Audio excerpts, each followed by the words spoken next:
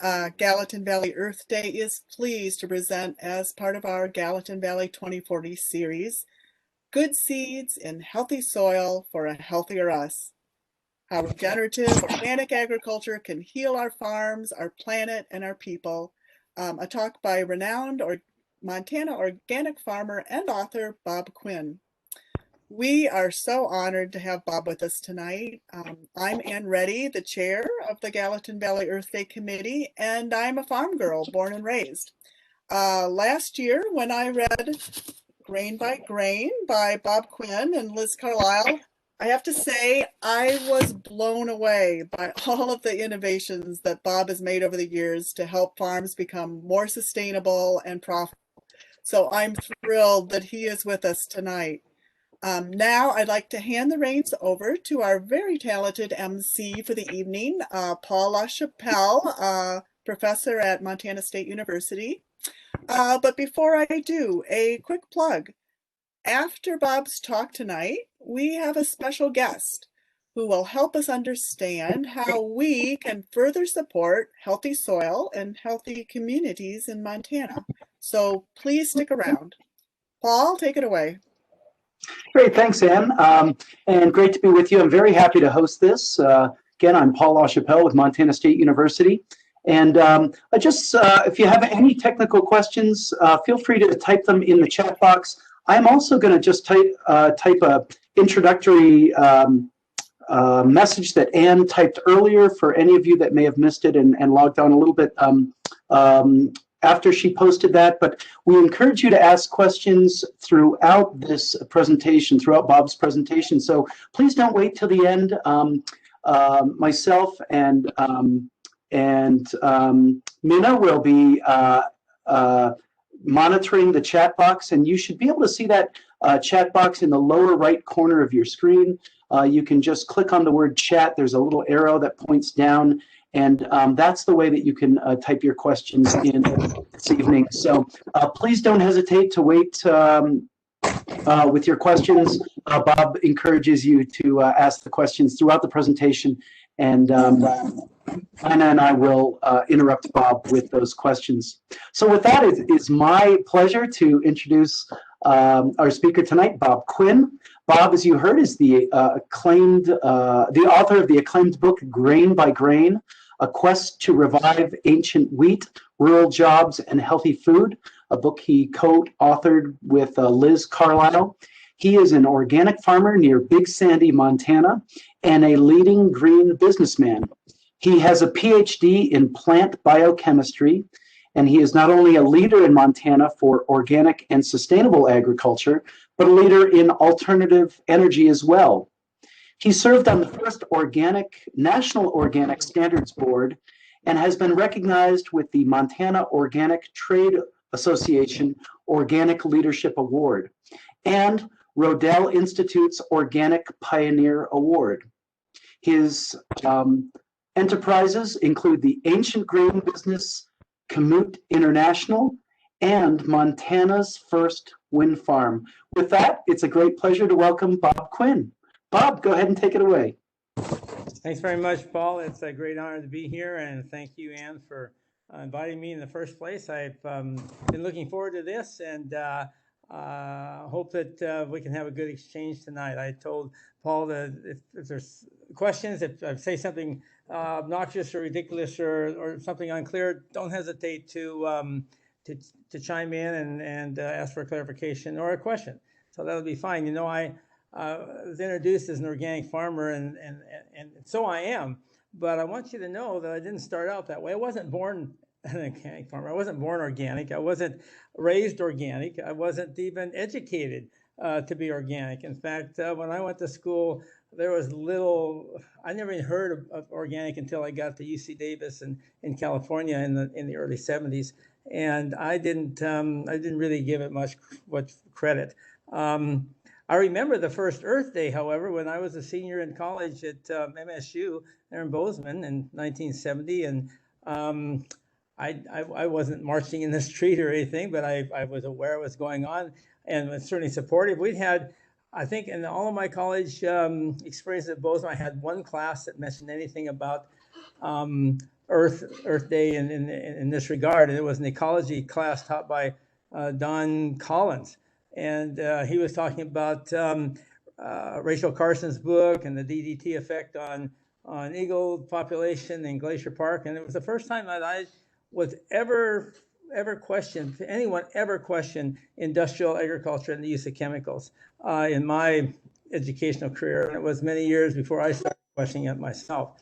I thought I would start out and just tell you a little bit about my conversion to organic and how that happened, and also the introduction that I've had to ancient wheat and what I've learned about that over the years, and what that has really brought me to the position I am now, and really being a proponent of regenerative organic agriculture and seeing it as the solution of many of the most serious woes that we have in this country, economically, agriculturally, and certainly health-wise. So I was raised in Big Sandy, in north central Montana, but it's between Havre and Great Falls. For those of you that maybe not as familiar with the state, we're about 60 miles south of the Alberta-Saskatchewan border. I was raised on a 2,400-acre wheat and cattle ranch that my grandfather started in 1920.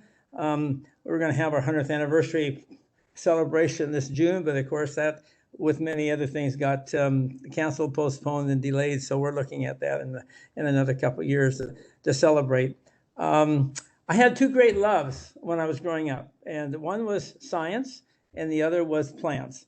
And I decided when I went to college at Bozeman to combine the two, and I studied botany, and then I got a master's in plant pathology and went on to UC Davis in California to study plant biochemistry. I really wanted to be a plant scientist. But after I finished my degree, so I went to school for 10 years, you you'd think that would be enough. My parents certainly thought that was enough. But I was a little discouraged of how science worked in those days. It was really a lot of effort to get grants and money, and rather than working cooperatively, sometimes we were told not even to discuss what we were doing with the lab in the next unit of the university system, like in Santa Barbara or something, or at UC Riverside, because we would be in competition with them for the same money. And I thought, wow, is that the way science is done? And I was a little naive about there being politics in the university system and how things worked. But I was a little discouraged with that. And I decided to not go on in university life. And within a couple of years, I was moving my family back from California to Big Sandy to take over the family farm. Actually, I was not taking it over as much as I was joining my father in farming with him for a few years before I took it over. And we were all excited, but when we got home, we found that 2,400 acres is about a really nice size for one family, but it's a little bit tight for two. In fact, it was a lot tight for two. And we were trying to figure out what could we do to increase the value of what we sold or bring more money into the farm. And I didn't really want to go to town and get a job, because I'd come home to farm, and I didn't want to send my wife to town to get a job. She already had 3 little kids, and besides, she was a great help to me in the field at harvest time. And we didn't want to. I didn't want to buy up my neighbors and get bigger, because I like my neighbors. I like to have neighbors, and I didn't think, and we didn't have money to do that anyway, so that wasn't a viable option. But after a few years, I found a cousin of mine in Southern California, and he was looking for a job. And I said, well, Steve, why don't you see if you can market some of my high-protein wheat to whole grain bakers there in Southern California? And by golly, within a week, he had a customer that was taking 1 truckload a week, and they were paying $1 a bushel over the market value, which at that point was about $3 a bushel. So we were increasing the value of our grain by 1/3 in just one fell swoop. That was enormous benefit to the farm and to our families. And we were having a great time with that. It was so smooth.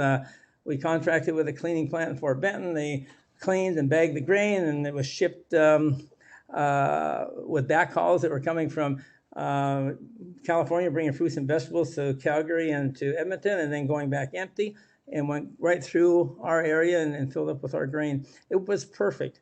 And after the first year, my customer called me one afternoon. He said, hey, Bob, he says, do you think you can find some organic wheat, the same quality as you're giving me with your wheat up there? And I said to him, oh, Jim, yeah, sure, no problem. Yeah, we'll have it. Do you 10 days or so? Don't worry about a thing. I hung up the phone, and I thought, whoa, I don't even know any organic farmers. In fact, as I mentioned earlier, I didn't even believe in this organic stuff because I had been taught all my days that a plant couldn't tell the difference between a molecule of nitrogen coming out of a manure pile and one coming out of a sack of ammonium sulfate or some other chemical compounded fertilizers. So however, I didn't want to let my prejudice stand in the way of trying to satisfy our customer. So I started making some calls, and I found an organic farmer in northeast corner, and I took my truck up to Scobie, and we loaded up a load of grain and took it back to Fort Benton and cleaned it and bagged it and sent it to California, and they loved it. And he called me again, and he said, "Boy, that was great, Bob. Can you send me another load and another and another and another?" And I was really perplexed. I was really scrambling to find that much organic wheat in Montana in 1984. There weren't that many organic farmers. And I started making a whole new group of friends. And they invited me to one of their meetings. Now, I had been used to going to farm meetings before. I was a member of Montana Farm Bureau and then Montana Grain Growers. And when I went to their meetings, it was the normal, what are we going to do with the price of grains all in the toilet? And what are we going to do about this government program and that government program? And there's a lot of, a fair amount of gloom and doom. It wasn't all that, but it was a fair amount. And when I went to the organic meeting, there was none of that talk. These guys were talking about what was happening on their farms, how they were growing their own fertilizer, how they were able to walk across their field and feel under their boots the tilth of the soil changing, getting softer. They talked about eliminating pesticides, herbicides with rotations so that we would thereby interrupt or disrupt cycles of weeds and insects and diseases. And because of that disruption, they were able to farm without those chemicals. And I was very, very interested. I thought that was the scientist in me kind of opened up again. I went home and I said, "Dad, we got to try this stuff. This is so interesting." And we had 20 acres. It was in alfalfa on one end of our fields. And we took that out. It'd been in alfalfa 3 or 4 years. And we planted winter wheat. And right next to that in our chemical field, it was in summer fallow that year, we planted winter wheat. So we had to plow down alfalfa compared to the summer fallow wheat, which is fertilizer, up to the same amount of nitrogen that the plow down alfalfa has. So we thought that everything was controlled pretty much the same. And at harvest time, we cut both of those crops, and the yield was almost the same. In those days, we were getting in the mid-30s. I think one was 36, and one was the organic crop was maybe 35. The protein, which is also very interesting and important to us, was also high that year. We had about 5% protein on the organic field and about 15.3 on the chemical one. And I was thrilled to death. My experiment had worked. And I went to my dad. He was astounded.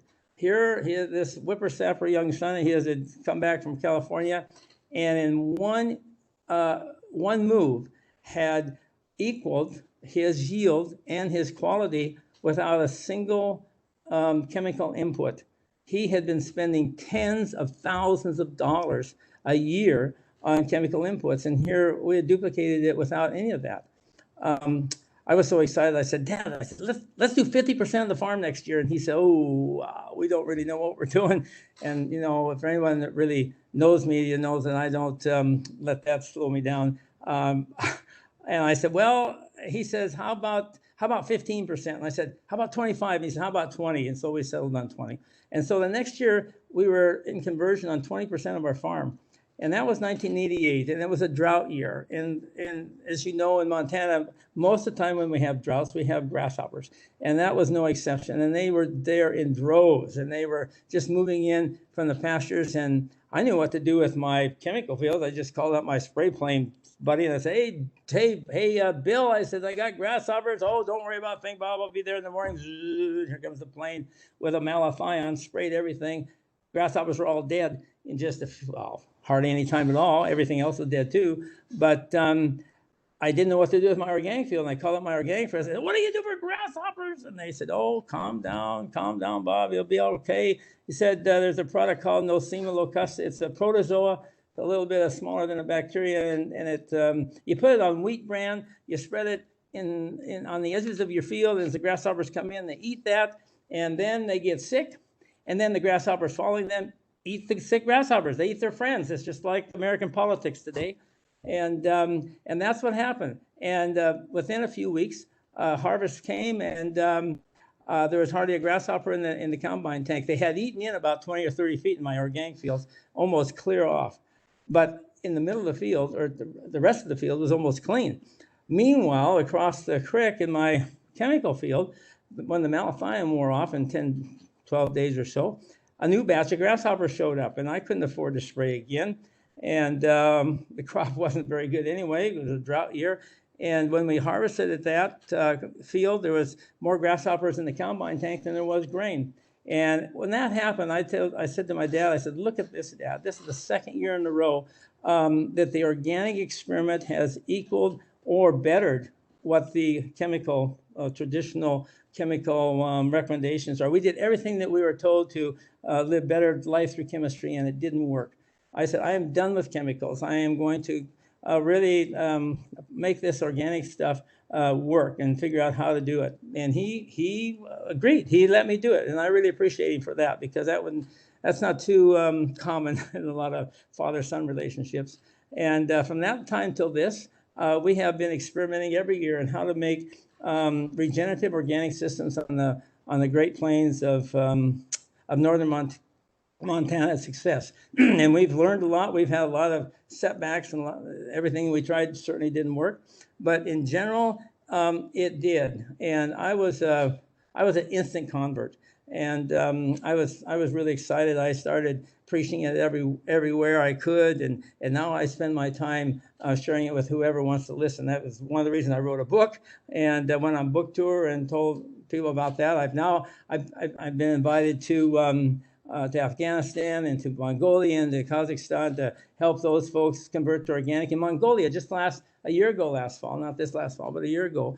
Before then, I was invited there because their climate is very similar to ours in Montana, and it looks a lot like ours. And as a whole country, they're interested in being the first country that's 100% organic. And when I asked them why, because I thought I was pretty astounded by that, they said, because we're afraid of cancer. And I said, you mean you're afraid of the residues, chemical residues on your food causing cancer? And they said, yes. And we want to eliminate that, and we want to grow all of our own food, and we want it all to be organic. And I thought, here's a country we often think is sort of backward, in the far reaches of nowhere land in Mongolia, and yet they're far more visionary than we are in America. And I found that astounding. And so I told them, I'm here to help you any way I can. And they do, and they do raise all their own wheat for their own people. They don't export any, but their goal is to have enough for their own people, and that's what I'm helping them with. So that's been quite satisfying. The other thing that started in about the same time that we started our organic experimentation was an introduction of an ancient wheat. We started going to food shows in California in 1986, and my dad and mom went with us, and we didn't know what we were doing, just like everything else we were trying. We made a booth by hand, homemade booth, and my dad brought along a little jar of this giant wheat that I had first seen when I was at the county fair in Fort Benton in about 63 or so. I was in high school. This old man, he was probably younger than I am now, but he looked pretty old to me, and he was standing by the grandstand, and he said, hey, Sonny, he says, come on over here. He said, would you like some of King Tut's wheat? And I said, wow, sure. And so he said, he held up my hand, and he poured these giant kernels in my hand. And I was pretty amazed at how big they were. And the story went that there was a fellow from Choto County, our local county, that was in the service in Portugal and in the Air Force. He went to the bar one night, and here this fellow serviceman had just returned from Egypt, and he said, hey, look what I took out of a tomb in Egypt. And he poured out a little sack of grain on the bar, and he gave this fellow from Choto County about 30 or 40 kernels. And he sent it back to his dad in Choto County, and he planted it, and they all grew, which should have been the first clue that it didn't come out of a tomb, because you don't have grain that's viable for 4,000 years, at least wheat. sitting in a tomb. But anyway, that was the story. Probably more likely it came from one of the bazaars at Kes in Cairo. I've seen what they sell there. It's everything from soup to nuts, and Americans are that's who they really prey on for this kind of a deal. But anyway, it was a great novelty in our area while I was young, and I had never seen it, even though the fellow that started growing it in a few years, he had about 500 bushel. He just kept planting it and planting it, but he couldn't find a market for it. It didn't make very typical bread. It didn't make that very well. It wasn't a perfect color for pasta. He ended up just feeding it to the pigs, and other friends of his and some neighbors would just plant handfuls here and there and show it at the county fairs for novelties, and that's how I saw it, and that's what happened that year. I had forgotten pretty much all about it until I was just finishing my degree at UC Davis. I was eating a package of corn nuts one afternoon, and I was reading on the back of the package that said corn nuts made with a giant corn, and they were just located down the road from us in Oakland. And I called them up and I said, would you guys be interested in a giant wheat? And they said, oh, we might be, that sounds interesting. Yes, we might be interested in that. And I said, call my dad. I said, Dad, see if you can find some of that old King Tut's wheat. And within a week, he called back and said, well, I found a pint jar about 2/3 full. And I said, oh, good, send me a couple of tablespoons. And I sent that to Corn Nuts, and they cooked it up, and they called me back, and they said, wow, this stuff is fantastic. I said, we'll take 10,000 pounds right now. And I said, oh, I really don't have 10,000 pounds. I really didn't want to tell them I only had 2 cups or less. And I said, but if you'll give me a year or two, I said, I'll have whatever you need. And I called my dad, and I said, Dad, see if you can plant all of that right now in the garden. Luckily, it was spring, and he did. And we thrashed it out by hand, and we sent it to California, and they grew it in the winter. So we're growing 2 crops a year for a couple of years, maybe 3 years. And we ended up with about 50 pounds. And I called up the Corn Nuts people again, and the guy I had talked to was gone, and nobody was interested. No one heard of the project. And so we were just left kind of out to dry. And so I just put the bag in the shed, and there it sat for 3 or 4 years. And then we went to this food show in '86 in California, and my dad took a little jar of this stuff, and he was showing it to everybody. At the end of that food show, my cousin and I that started the business with me had our pockets filled with business cards and contacts. We were so excited. My dad showed that ancient grain to everybody. He had 1 business card and 1 contact, and they were both the same. And he was really excited. And I was surprised about that, but he was. And so when we got home, we planted all 50 pounds in about a half an acre. And that was the beginning. And after about 30 years, we were up to 100,000 acres, all organic, on 250 organic farms in Montana, Alberta, and Saskatchewan. And we had markets all over the world, mostly in Italy. 75% of everything we grew went to Italy. The way that, and that's a long story. You have to get the book to read that story. Anyway, but one of the things propelling it was not only a great flavor, but also a remarkable effect it had on people with wheat sensitivities. We had a friend in California. He said, well, I've got an idea for this. And he took it to a pasta manufacturer, and it made great whole wheat pasta. That was smooth. It had a very nice texture. In those days, the whole wheat pasta was really grainy. It scratched the back of your throat when you ate it. The plant breeders were making the brand harder and harder so it could easily flake off. And this brand was very soft on this grain. And so if you made whole wheat products out of it, the texture was nice and smooth, and it wasn't kind of sharp, have kind of a sharp pricks in the back of your throat the way the modern wheat did. But we found out later that this grain it's a Coruscant wheat. It's a common name, and it's a very close relative to durum, so it's easy, which is most suited for pasta. We got a box of pasta samples, and we were passing them out to everybody to see what people thought of it. My dad gave it to a lady in Havre, north of us, who couldn't eat wheat. In fact, she had all kinds of food sensitivities, and to the point that sometimes if she ate something bad, she'd just lose all power in her muscles, and she'd collapse. And I found out my dad had given her this, and I said, Dad, what did you give her that wheat for? You know she can't eat wheat. Probably make her sick. And he says, well, he says, for heaven's sakes, it's organic, isn't it?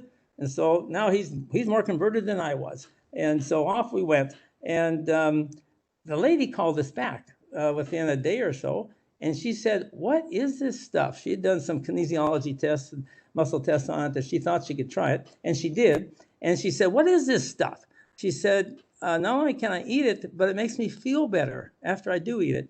And I said, whoa, we'll send you some more. And so we sent her some more. And she says, I have a sister who can't eat wheat. She also has sensitivities to many other foods. Do you think that we could get some for her? And I said, sure, I'll send you a whole case. And so we sent her a case, and she sent down her sister. And her sister ate it for several weeks. And after a certain period of time, she called back and she said, not only can I eat this grain, but after I've eaten it for several weeks, I'm less sensitive to other foods that I used to be sensitive to. And when that was reported to me, I thought, whoa, this is something more than just a novelty. This is like, a gift from the Lord or something. This is designed to help people to have better health. And I said, we need to take this really serious. And from that time on, it wasn't a novelty anymore. And so we registered a trademark that we made up ourselves. We used the word Kamut, which was an ancient Egyptian word for wheat, because at that time we still believed the Egyptian tomb story. We'd had no reason not to. And we made the rules up. Trademarks don't confer ownership of a grain to a marketing organization or company. They are owned by companies to make guarantees to their customers. And that's all that they do. They're a guarantee to the customer. And our guarantees are that this grain will always be organically grown when sold under this trademark. It'll never be mixed with modern wheat. It'll never be bred or adulterated or changed in any way. And it'll always be free of disease and high protein and high nutrient values. And we require people who are using the trademark to tell the truth about it. They can't pretend it's not wheat. They can't call it wheat-free or gluten-free the way some people were talking about spelt, for example, in the early days. And so we were quite serious about putting that all together. And from there, it just started taking off. And now it's used in about 3,500 different products throughout the world. The question of what was really going on, however, and why people could eat it, they couldn't eat other grains, really stumped me. And I really was anxious to contract some research and see if we could understand what was going on. I had a very hard time in America finding a researcher who was interested in it because 20 or 25 years ago, or almost 30 now, the general research in this area felt like people who had wheat sensitivities, it was really all in their head. It wasn't anything physiological, and it was a mental thing. And so they would say to me things like, well, he says, Bob, if I took on a project like that, I'd be wasting my time and your money. And that wasn't very encouraging to me. So I went to Italy, and I found the Italians were very, very much more open and interested in studying this problem. Because if you're Italian and you can't eat pasta, well, you don't just run down the street and get a wheat-free, gluten-free pasta. They want to know what's going on, and they want to have their pasta, and they don't want any fake stuff. So there were, even though the problems in Italy weren't as serious as ours here in America, they did exist. And we hooked up with the University of Bologna, which is nearly 1,000 years old. They've been in business for a while. And University Research Hospital in Florence. And one of our early experiments, we've discovered that the ancient wheat, the ancient wheat was anti-inflammatory, while the modern wheat promoted inflammation at low levels. And when we discovered that, then we changed the focus of our research to look at chronic disease, because we know that all chronic disease is linked to inflammation. They go hand in hand. And so we hooked up with that's when we went to Florence at the University Research Hospital there, one of the most renowned ones in Europe. And we started doing human clinical trials, first starting with heart disease, looking at irritable bowel syndrome, diabetes, non-alcoholic fatty liver syndrome, fibromyalgia. And these are some of the leading causes of death and chronic diseases in the world. And every single result was very, very consistent. We were doing double-blind crossover studies. So the volunteers who had these diseases would either eat the modern wheat or the ancient wheat. They didn't know what they were eating, actually, but they were told not to buy any wheat or eat any other wheat, either at home or dining out, other than what we gave them. So they knew it was a wheat product. And they would, after eating it for 6 weeks, they would have a washout period where they could eat anything they wanted, and then they'd switch, they'd cross over and eat the other diet. And they would take blood samples at the beginning and end of each of these series of experiments. And when they did that, they found that, like for the, they found cholesterol was going down, they found that antioxidant capacity was going up. In all cases, the cytokines that indicated inflammation were going down with a diet of ancient wheat, going up with the modern wheat. So it was really a promotion of inflammation on one hand and a suppression of inflammation on the other. The diabetics saw a fall in their blood sugar, a fall in their insulin. Insulin resistance was down.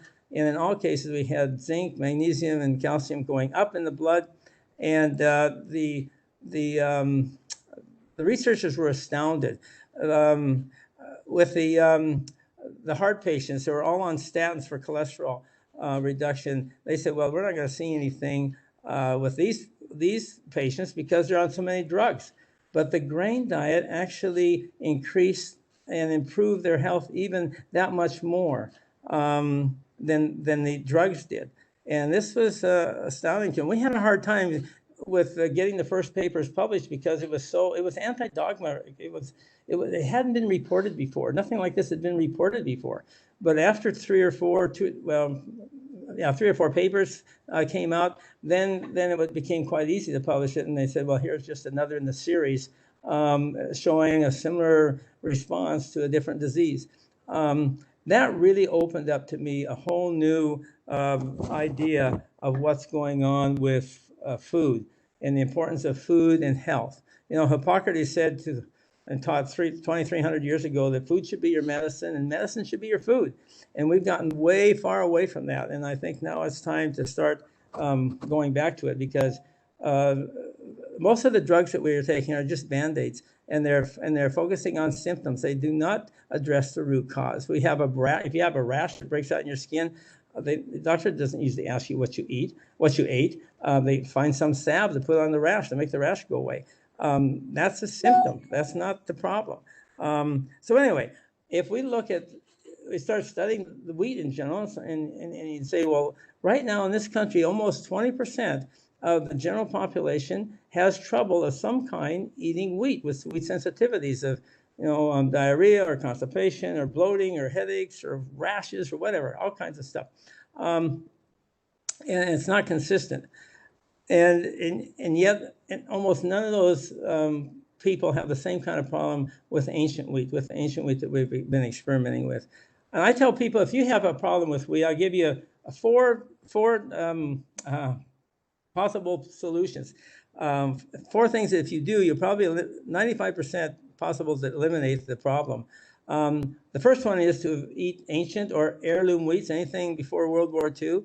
The second one is to eat organic and avoid any possibility of contamination with chemical pesticides or herbicides. The third one is to eat whole wheat. I tell people they're worried about, well, if you eat organic, you're going to starve. There's not going to be enough food. And I said, well, I can tell you how to increase the amount of wheat we have to eat by 1/3 in a flick of a finger. And that's by eating whole wheat instead of white flour. We're throwing away nearly 1/3 of the best part of the wheat, which is the bran and with the minerals and the germ with the vitamins and everything that's in that. And it's going to the pigs. The pigs are eating better than we are. And what is the sense of that? It doesn't make sense. So anyway, that's the third thing you can do, eat whole wheat. And the fourth thing, if you're having trouble, is to eat sourdough. Sourdough fermentation pre-digests and starts to break down gluten and starch complexes. And 40 hours of fermentation with sourdough will destroy over 90% of the gluten. So if you want to eat something that's already halfway or more than that digested, eat sourdough. And it's much easier on your system. And if you do those 4 things, if you have trouble with wheat, probably most of that trouble will disappear. So what has happened to wheat? Why? And it's just one example, but it's the one that I know best. What has happened to it to change this so that wheat used to be the staff of life? It was the grain that built the great civilizations of Rome and the Greeks and the Phoenicians and the Egyptians and all these great Western civilizations. Even some of the Chinese areas were dependent on wheat. And now we have all this trouble. I think that over the last few decades, since World War II particularly, we've had an enormous pressure in this country to for 2 things. One is for plentiful food, and the second is for cheap food. And they kind of go together, because if food is abundant and plentiful, it becomes cheap. And the plant breeders were instructed to be a part of this by creating a plant which had higher yield for the farmers, higher yield for the millers, higher yield for the bakers. And they did that for the farmers by decreasing the plant height, by increasing disease resistance, by increasing even insect resistance, and increasing yields, and increasing the response to high levels of chemically applied supplemented fertilizers. And now all those are very great goals and were accomplished, and a lot of credit should go to the plant breeders that did that. They also made the brand harder so it could be chipped off closer to the endosperm and increase the percent of white flour from the whole kernel. For the bakers, they changed the gluten so that it could hold more air and get more low volume with the new grains. So that it was all about low volume. Imagine if you're a baker and you can sell air for the price of bread. Now this is a big driver, and that's what was going on. So the loaves were all filled with air because they could be, and I think that probably the change in the gluten for that purpose, to make it more elastic and to make it better able to hold more air, probably made it also. We need to verify this, but I'm suspecting that that's what made it harder to digest for many people. The problems with the wheat was a totally unanticipated side event that no one imagined would happen. That was not on anybody's radar. They just assumed that the nutrition of wheat that's always been there would just follow along. But that's not what happened. Some changes have happened. Anyway, if we look at food in general in this country, it's typical of the whole thing, that we have achieved a plentiful supply of food in this country, and we have achieved the goal of having it to be very cheap. And I keep telling all my friends that there's a very high cost for cheap food, and you don't pay it at the checkout counter. Imagine an iceberg. 10% of that iceberg is visible above the ocean surface. That's what you're paying for at the checkout counter. Now imagine the 90% that's below the iceberg. That's what's the danger of sinking ships, and it's going to be a danger of sinking us. And the people who are paying the high cost of this cheap food, that stuff, the cost you don't see, the cost you don't pay, are first of all the farms and the farmers. Farmers now receive such low prices for wheat that they can't pay for all the inputs that are required to produce these big yields that are so cherished and bragged about. So they're going out of business. They're going bankrupt. Half the farmers in my community are gone. I don't look at that as success. People just say what a wonderful success American agriculture is. It's not a success. If you look at anything except for yield and production, the things that's not a success is what it's done to the farms and the farmers, who used to then support the local communities, what it's done to the communities that have dwindled away. Big Sandy, my hometown, has gone from 1,000 to nearly 600. Half the businesses are gone. To me, that's not success. And the money that used to circulate there is all going out of state by large industrial sellers of agricultural chemicals. They're sapping the livelihood out of our farms and out of our communities and taking it to international headquarters now. our planet is also paying a big price for this cheap food. We have pollutions that, well, the Gulf of Mexico has a dead area the size of New Jersey.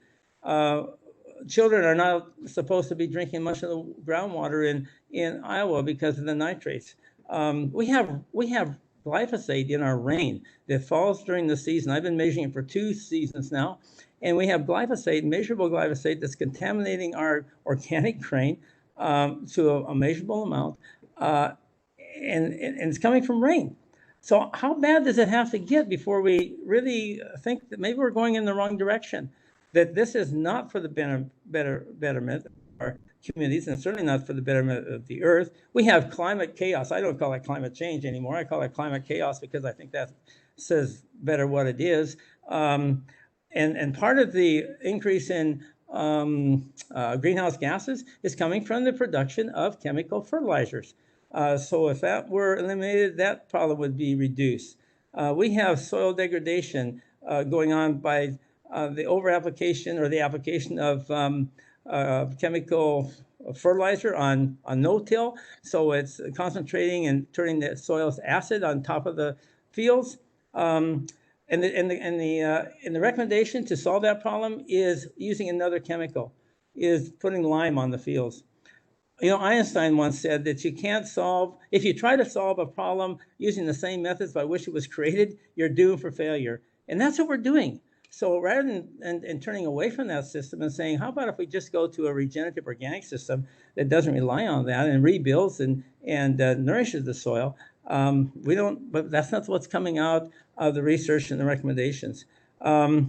We also, and the last thing that is paying a high price is our health. Chronic disease is rampant in America. 60% of the population now has some form of chronic disease. 40% have more than one form of chronic disease. 60% of that chronic disease is coming from as a direct result of poor food and poor nutrition in the food. And you know, we have a lot of debate in this country on healthcare and what's the best kind of healthcare. It doesn't really matter if a majority of the population is chronically ill. It doesn't matter what kind of healthcare system you have. The country's going to go bust. No country can afford to pay that. So it's time to really start turning the ship around. We are heading for the iceberg pell-mell, and it will be a high price to pay if we don't turn it around quickly. So in conclusion, which I never like to end on a down note, there's a solution for all of this that I see very, very clearly. We can fight all these problems, you know, piecemeal, one at a time, you know, give the farmers subsidies and keep them in business. We can do the same with community businesses. We can have soil building programs and cover crops and that sort of thing. We can have more healthcare programs that take care of our poor health. But all those things are just, most of them are just Band-Aids, and they are not addressing the root causes that I've been talking about. But regenerative organic agriculture does address the root causes. And in every single case, they can provide one of the solutions. In the farming area, they can bring higher incomes and lower expenses to farms by selling what you raise for more and by spending less on inputs and then putting them into a profit margin. You know, a lot of people say, well, this kind of agriculture, it's more work. To me, it's not more work. It creates more jobs. And with more jobs comes more vitality, and it regenerates the communities. And that's the next thing that we have going for us with this kind of program is the regeneration of our communities, bringing more jobs. If we start to manufacture again more of our food, raising more of our food that we eat locally, that will also revitalize communities and keep more money rotating around within our communities and not going out of state to international chemical organizations. And we will, if we stop the pollution of our earth or reduce it greatly, we will also be encouraging a rebirth of the vitality of things that have been long since dead, like in the Gulf of Mexico, or reversing some of the problems that we see in our soils. And then we can also look, as I started to see in some of my research, improvement of our health. And that is probably the longest and the best solution that we can have. So in conclusion, I'm here to tell you, in my opinion, that healthy soil is the heart of this whole project, and healthy soil produces healthy plants, and healthy plants produce healthy people who eat them. But remember, you've got to start with good seed for that, to put in that healthy soil. And then you have to end with processing that doesn't detract from the nutritional value of that food that you're harvesting from that healthy soil. So those are the two bookends that go on either side of the big heart of the problem, which, or the solution, I guess I'd say, of healthy soil. So that's kind of a summary of what I'd like to visit with you about. And if anyone has any questions, I'd be pleased to entertain any of them. Thank you very much.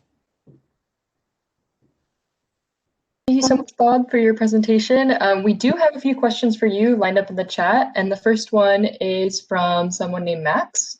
And the question is, what is the legal challenges in calling out the United States industrial food system?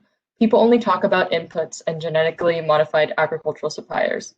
Is there an issue with actually mentioning who is supplying the GMO seeds or the pesticides or profiting for themselves versus allowing the farmer to generate a decent living? Well, I know there's no prohibition. You can certainly, everybody knows who the GMO seeds are coming from and who the chemicals are coming from because they have their names on it. I think my belief is, rather than spend a lot of time calling out people, why don't we spend a lot of time trying to educate people on the alternative? And if enough people bought organic and regenerative organic, you would drive the organic conversion by itself. What we really need in this country, however, to help that is research. The USDA is spending 1% of their total budget on organic research right now. And yet the total sales of organic in America is 6%. Nearly 6%, and so they're sixfold behind.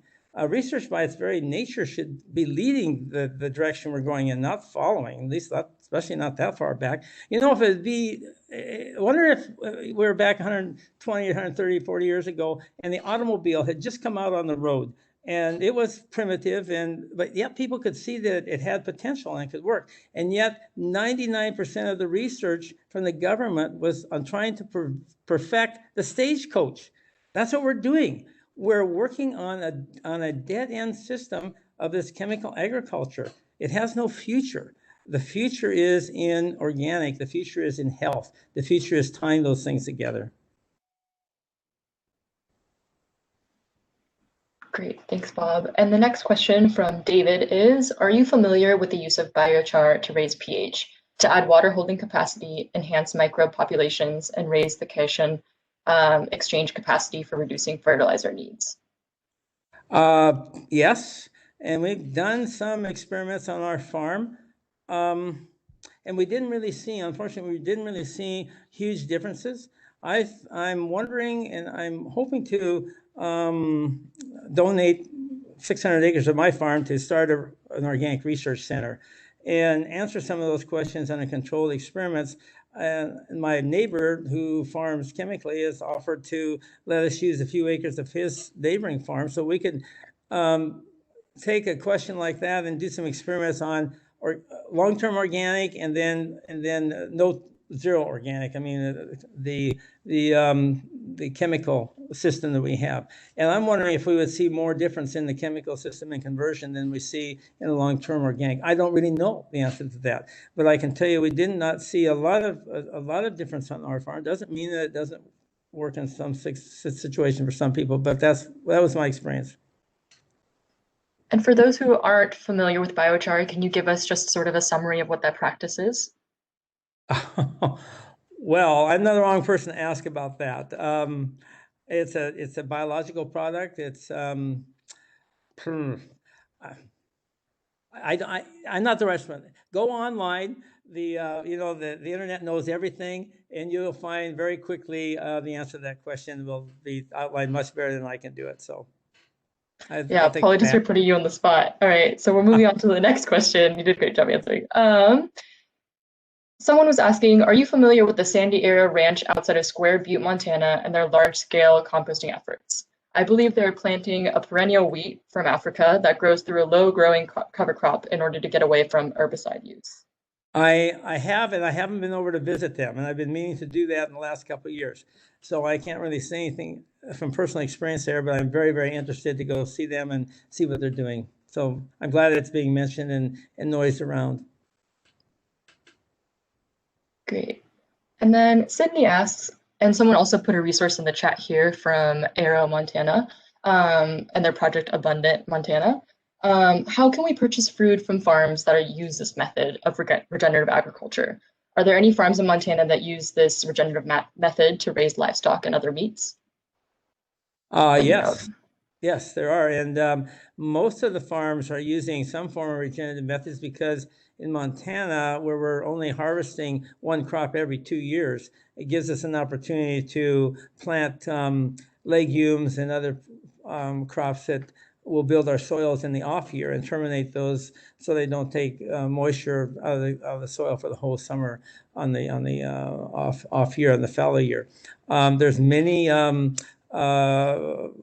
production, sheep, goats, lots of cattle that are grass-fed and on regenerative organic systems. And you can find those on the internet too.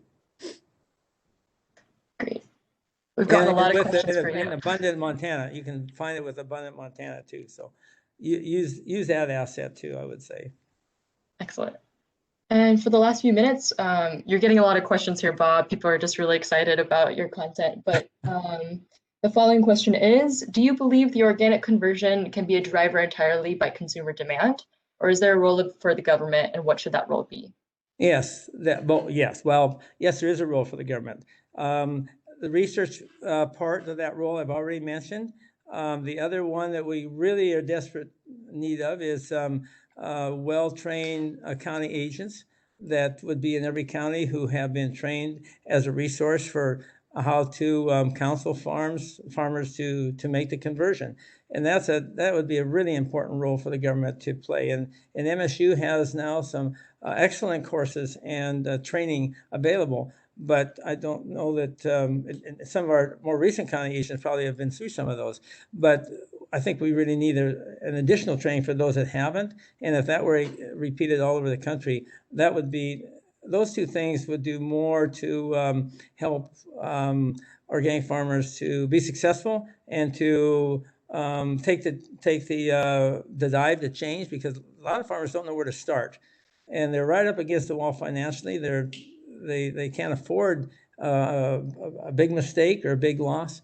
And so these kinds of helps would be enormous. The government also can play a big help in monitoring the integrity of the organic label, which they're supposed to do with the organic label and the Organic Food Production Act.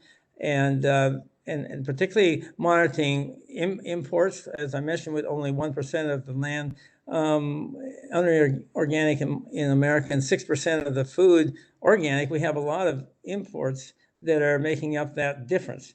And some of them are coming in, well, in the recent past from quite questionable circumstances. And so that is another important role that the government can help us with. Excellent. And this will probably be our second to last question for this part of the evening. But someone asked, maybe I missed it, but what's the 101 regarding how Kamut production meets regeneration? Well, we require our growers to plant a soil building crop the year before the Kamut crop is planted, so that they are relying on regenerating that soil to a certain level with cover crops that are leguminous or otherwise helping to build those soils. So that's one of the requirements. So that's how we play into that definition. And for those that didn't get a chance to have their questions answered, I'd be glad if they could be captured some way. I don't know my technology isn't good enough to do all that. But if Ann or Paul can figure that out, I would be glad to send them back answers if they have questions. Yeah, absolutely. For the sake of time, I think we'll end on that answer. Thank you so much. And there are a couple of questions that just came in that we weren't able to answer today. So hopefully we'll be able to loop back with you. And there's definitely a way for us All to right. capture them and send them to you. Thank you so much, Bob. Thank you.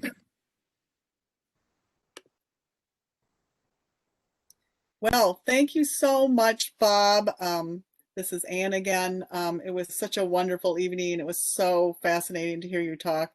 And thank you for sharing your insights and talk about your innovations on how to make farms more sustainable and profitable. And thank you, Minna, for helping with the Q&A. Really appreciate that. Lucky for us, the evening's not over. After learning so much from Bob about the economic and environmental value of healthy seeds and soil, I trust that you're looking forward to learning how we can further support healthy soil in Montana. So here to help us understand how the state could promote and support soil health is the sponsor of the State Soil Health Study Bill, Senator Pat Flowers. Pat had a career in forest fire research, forest economics, forest management, and management of fish, wildlife, and parks. He retired as the Region 3 Supervisor for Montana Fish, Wildlife, and Parks in 2014 and continued working as a natural resource consultant.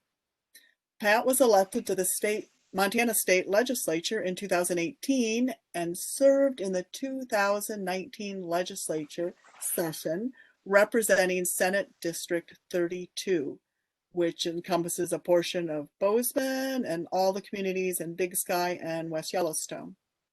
So in the legislature, Pat serves on the Finance and Claims, Natural Resources, and Fish and Game committees. His interim assignments are on the State Audit Committee and the Environmental Quality Council. Pat, thanks so much for taking the time to be with us tonight. I know that you're extremely busy with the current state legislative session. So can you share with us what this interesting study bill is all about? Sure. Thank you, Ann. And I was so happy to hear Bob's talk. That was really interesting. And I was happy to hear that there is a role for government, or I was going to just fold up my tent here and go home. So that was good to hear.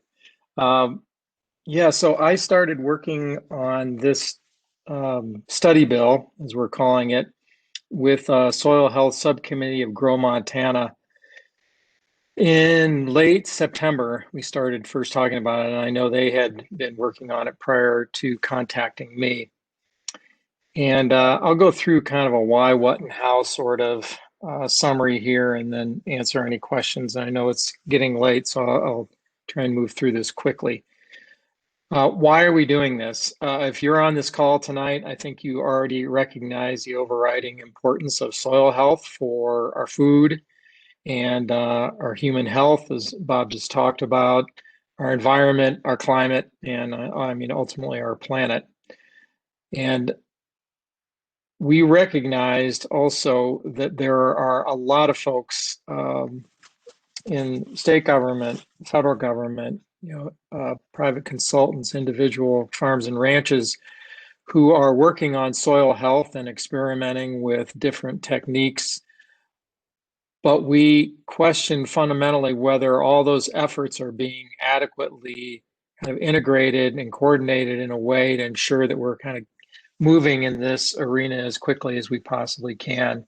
And so we thought it was worth creating this study that would assess that and determine where the gaps are. Is there some missing structure that allows those groups to integrate better and kind of move in the same direction more efficiently? And also to assess, are there just any fundamental soil health programs that aren't happening? Do we need a statewide soil health program to facilitate that kind of cooperation and growth together? So that's the why. What is a study bill? If you're not in the legislature, it probably doesn't make any sense to you. It is a tool that's actually used by the legislature quite a lot, and it's used when we need to better define a problem and then look for possible solutions. So, for example, in the last session, I had a study bill that I introduced that they unfortunately ran out the clock on, to look at how to deal with student debt and whether there were any better solutions for dealing with student debt. And that's just one of, probably, 20 or 30 different studies that were approved in the last session. All those studies are typically then assigned to an interim committee, and an interim committee is a committee that serves between legislative sessions. Our legislative sessions occur every 2 years, and in the meantime, we have interim committees, and we meet and work on these kinds of nagging problems, among other things, work on these nagging problems, and hopefully come back to the next session with either kind of the problem solved, or we've recognized there's no need to go any further, or maybe there is a legislative solution. And so that's the purpose of a study bill.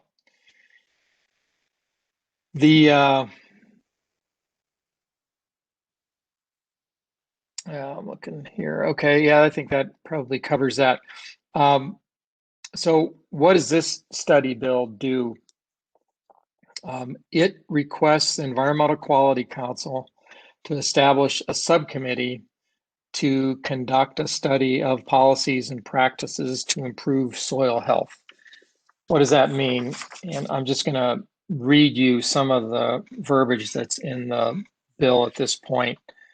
The subcommittee will study the general status of soil health conditions in Montana, the existing statutory direction for soil health conservation, barriers for utilizing and scaling up soil health practices, soil building practices, which soil building practices have the highest adoption potential, the policy and market opportunities for increasing the adoption of those practices on a larger scale, identifying which state agency has a responsibility for managing, collecting data, and monitoring soil health, the role of federal programs and funding in increasing adoption of soil building practices, the benefits of establishing incentives for landowners to monitor soil health and contribute to a state monitoring program. And the subcommittee ultimately is going to be asked to recommend how a soil health program can be designed to benefit Montana farmers and ranchers, the objectives of a state soil health program, how a soil health program would be adopted, administered, monitored, evaluated, funded, etc. So it's a tall order. That's a lot of work to get done in the interim. We took a little bit different approach with this particular study bill. A lot of times study bills would just be assigned to an interim committee that are staffed by a very few number of legislative staff, and they're largely charged with doing the study. In this case, we are attempting to create a subcommittee, and that subcommittee would be not simply staff from the legislature. It would appoint members of a couple members from the Environmental Quality Council, someone from the Department of Natural Resources, Department of Agricultural, tribal representative, State Extension Service, Montana State Extension Service, representative of the Montana University System, Tribal College, Experiment Station, Conservation District. So a really broad spectrum of folks that, including some private ranchers. So it would be a really broad group of folks that can kind of bring their energy and experience together and focus on this study. So the process is I've submitted the bill for drafting. It's been drafted in a kind of what they call the LC form, so it hasn't been introduced yet by me, but we're getting very close, and probably within the next 2 weeks it'll be introduced. After it's introduced, it'll be scheduled to be heard in committee. If it makes it out of committee, it'll then go to the Senate floor. If it makes it out of the Senate, then it will go to a House committee, has to clear a House committee, then clear the full House in order to move into law. So that's the process. It's kind of tedious, takes a while, but I think we've got some good support for this bill, and I'm optimistic that I think we have a good chance of getting this through, and I think it could really bear some fruit for this issue down the road. This year, because of the pandemic, you all have a really unique opportunity to participate in the legislature that may never come again. Frankly, I guess this is one of the strange upsides of this pandemic. We are allowing for remote participation, not only for some legislators, but also for the public. So you can sit in the comfort of your home and testify really on any issue that's being heard by the legislature. So on this particular issue, you can watch it right now. It's called the label on the draft that you can find on the Montana State Legislature website is LC, L's and Larry, C as in Carol, LC 1256. That is going to transition once the bill is introduced to, it'll be called SB, Senate Bill, and then some number. So look for that. Once it gets scheduled in committee, if you want to come and testify in support of this, which I hope you do, you can get on the legislative website, find the schedule for whatever committee this is assigned to. I'm expecting it will be assigned to the Senate Natural Resources Committee, and then watch the schedule for when it's going to be up for hearing. In order to provide oral testimony, you have to sign up 24 hours in advance of the hearing. So if it's Monday, you have to sign up by noon Sunday. And, if it's Tuesday, you have to sign up by noon on Monday. So I'd encourage you all to do that.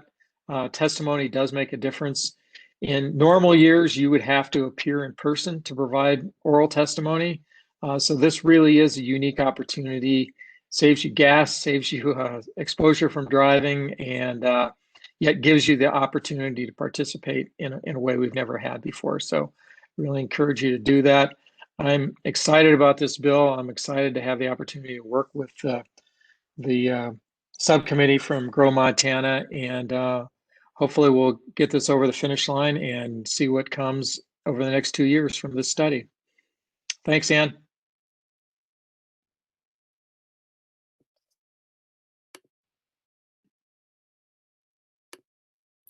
Okay, well, Nina, are there any questions for Pat? Yeah, we do have one question, and it's from Patty, and the question is there a fiscal note to the study bill? There is not, because I've worked with the staff of the Environmental Quality Council, and they would be doing the staffing on this, and they also have a budget for these types of interim studies.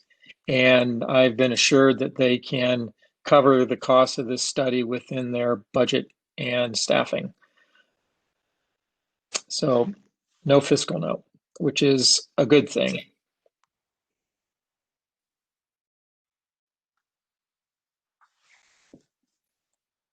I see a question just came in on written testimony, and you can submit written testimony as well, and that can also be very effective.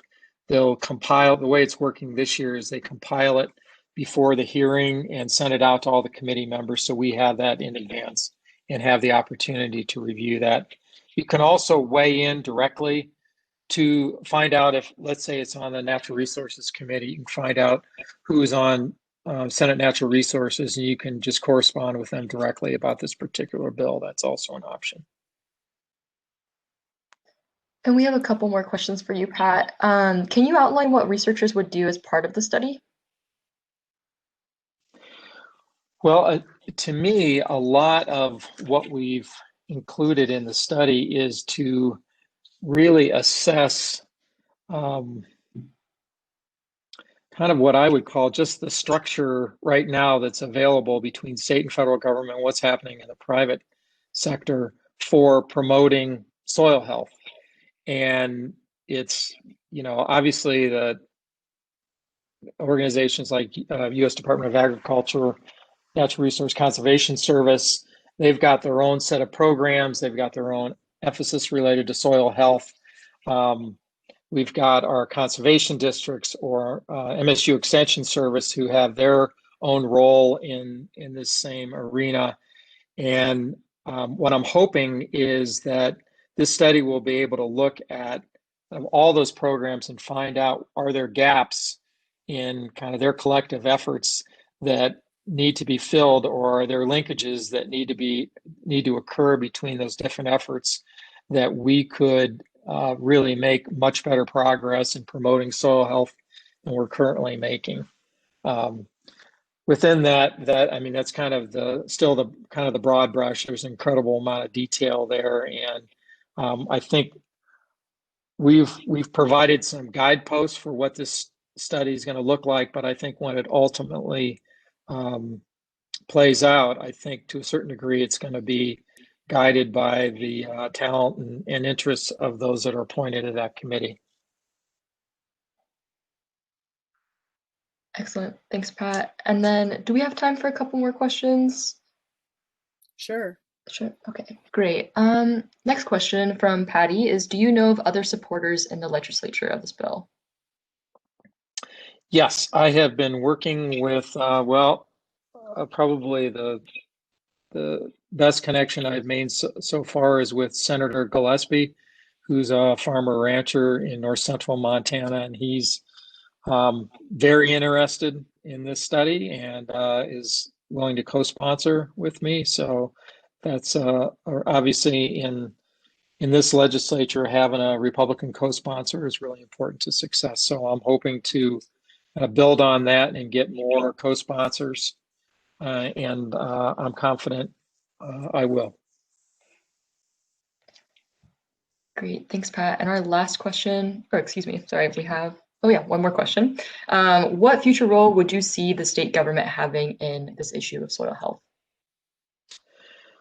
I think that's one of the things that we're going to determine out of the study is there a role for state? Do we need a soil health program, a Montana state of Montana soil health program? And there was a time several decades ago when we kind of approached that, and then we've moved away from that. And so it's just a question of whether there is a role for the state in kind of coordinating all these different efforts that will kind of build on their success and make them collectively more effective than they are. And I think that's one of the goals of the study is to determine whether there's any value there.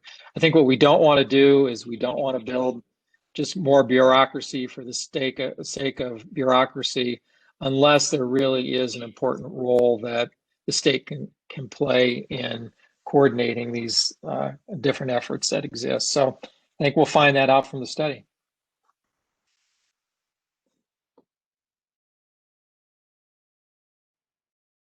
Okay.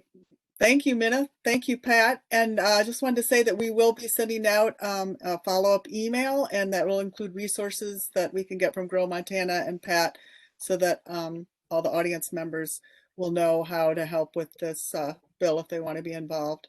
I wanted to thank everyone for joining us this evening. A quick shout out to our Gallatin Valley sponsors, Oboe's Footwear, Sacagawea Audubon Society, and the Greater Gallatin United Way. Much appreciated your sponsorship. And please check out our website, GallatinValleyEarthDay.org. There will be a recording posted within a few days of this great talk. You'll be able to find there. And as I said, look for our follow-up email with additional resources. Thanks again to Bob Quinn so much, and Pat Flowers for joining us, Paul LaChapelle for being a great MC. Thank you, Minna, for doing a great job with the questions and answers, and all the other wonderful volunteers from Gallatin Valley Earth Day that helped make this evening such a wonderful success. And I just wanted to say good night and stay well, and join us online. Again, thank you.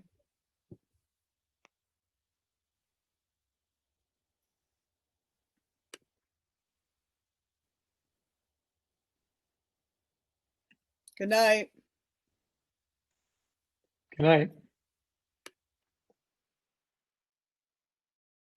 Good night. Thank you very much.